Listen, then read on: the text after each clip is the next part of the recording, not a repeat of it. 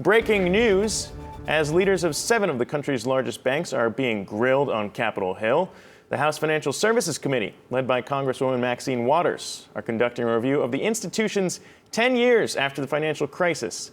Waters slamming the bank's executives right at the top of the hearing. Some fireworks. Take a listen. I'm concerned that several of these institutions are simply too big to manage their own operations, too big to serve our communities, and too big to care about the harm they have caused. And despite all of the compliance failures under their watch, no one has made out better than the CEOs. We must evaluate what it will take to rein in chronic law-breaking by the biggest banks. What we should not do is to reward them for this behavior. Unfortunately, that's precisely what Trump and his allies in Congress did with the passage of the tax scam. All right, so a little bit of a dramatic pause there. Yahoo Finance's Brian Cheung joins us now from the Hill with the latest. Brian, obviously we knew this was going to be tense, but what sticks out so far?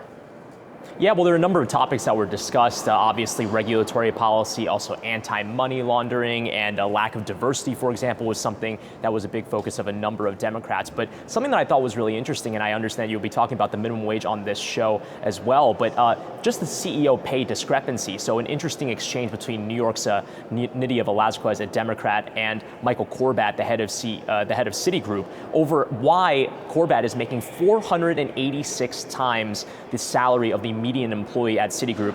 Here was that exchange. We do set salaries for the people who work underneath of us.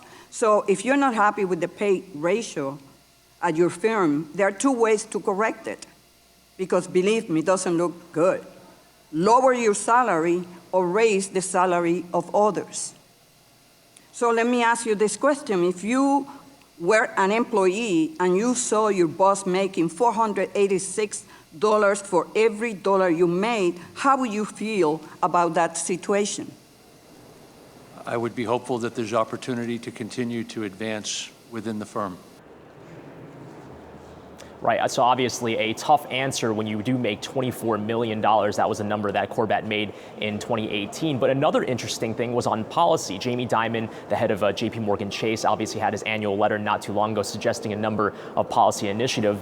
What was missing from there was gun policy. Actually, it was Carolyn Maloney, another Democrat from New York, who actually applauded, a rare moment in this hearing, but applauded both Bank of America and Citigroup actually for taking steps to limit their banking relationships with the gun industry after the Parkland shooting, but pressed Jamie Dimon, again the head of JP Morgan Chase, on why his company isn't doing so. And here was that exchange. Everything we do with clients goes through a severe process of review, reputational risk, et cetera. We have very small relations with gun manufacturers. They're the same gun manufacturers who make military equipment for the United States military and for the United States police force, which we hold in the highest regard. Regarding sellers of guns, there are over 100,000 retailers out there who sell guns. Every single one that we do business with, we do a thorough review. They're audited by the ATF, in spite of the fact it's only 6% a year. They're regulated by state and federal government, and if we think they're doing something wrong, our risk committee stopped doing business with them.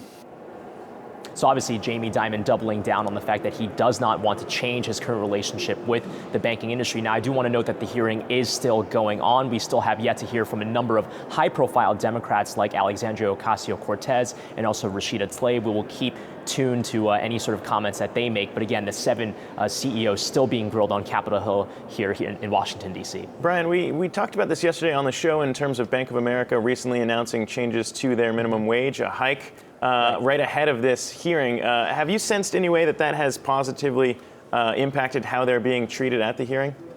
Yeah, actually, there was a bizarre moment at the beginning of the hearing when Brian Moynihan, the CEO of Bank of America, actually said and basically touted the fact that they had just announced raising the minimum wage to $20 an hour. And actually, a number of people in the public seating in the hearing room actually stood up and applauded that. And then there was someone that tried to disrupt the hearing to say a few remarks before being rushed out by Capitol Police. It was unsure about whether or not he was actually in favor of what Bank of America has been doing or was trying to basically heckle. But that was something that was mentioned. I do want to note that the timing of that announcement may not have been so coincidental, and knowing that Brian Moynihan was going to come on Capitol Hill and discuss that. But minimum wage is something that when you talk about the discrepancy between CEO pay at these large institutions and the median average employee is something that can improve that ratio. So as Velazquez was saying in that thought that I just played, that is something that the banks could do about it. It's just whether or not the banks actually will. For sure. And the longer I live, the more I tend to believe nothing is coincidental. All right, Brian Cheung, thanks so much.